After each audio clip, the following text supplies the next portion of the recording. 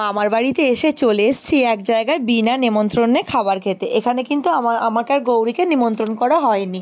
তো যাই হোক, আমরা মামার বাড়ির সাথে চলে এসেছি, মানে মামার বাড়ি ছোটদাদু, বড়দাদু, বড়দিদা, আমার দিদা সবার সাথে এসেছি। দেখতেই পাচ্ছি এখানে কত পোলাও আর আলুর দম রেডি করা হয়েছে আর প্রচুর লোকজনকে খাওয়ানো হচ্ছে। তাই জন্য আমরা ওই ভিড়ের গুড়দোতে চলে এসেছি, আমাদেরকেও চিনতেই পারবে না।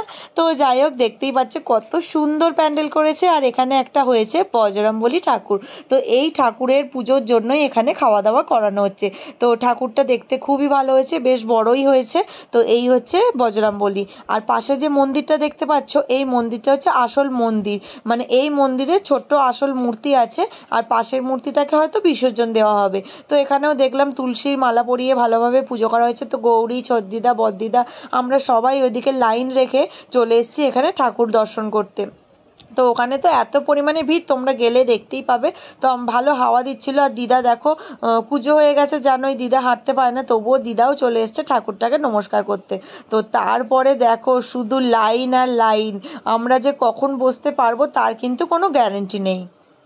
তো যাচ্ছি কোনো জায়গাতেই দেখতেই পাচ্ছি না যে ফাঁকা আছে। সব লোক বলে রেখেছে যে আমাদের জায়গা আছে। এই যে দাঁড়িয়ে আছে দেখতে পাচ্ছ, সবাই বলে রেখেছে যে তোমরা উঠলেই আমরা বসবো। এই রকমভাবে খাওয়া দাওয়া হচ্ছে, মানে এতটা ভিড় হয়েছে। এদিকে বড়দাদু দেখো ব্যবস্থা করেছে আমাদের জন্য।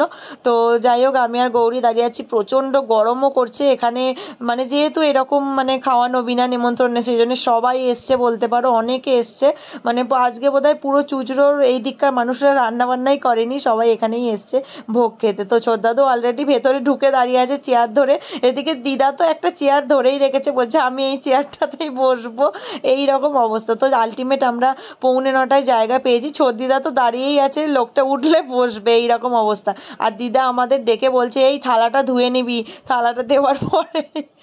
তো যাই হোক, এই ভিড়ের মধ্যে খেতে বসেছি। গৌরী তো লজ্জা পাচ্ছে, বলছে দেখ আমাদের আশেপাশে সবাই দেখছে আমরা খাচ্ছি। আমি যে কিছু করার নেই। তো তারপরেই পরিষ্কার করে দিল ভালো করে টেবিলটা। তো আমাদের পাতা দিয়ে দিয়েছে আর সাথে একটা কিউট জলের বোতল দিয়েছে, যেই জলের কোম্পানির নাম ছিল পিলে। খুব সুন্দর নামটা, আমি ফার্স্ট টাইম দেখলাম। আর জলের বোতলটা খুব কিউট ছিল, ছোট্ট মতো।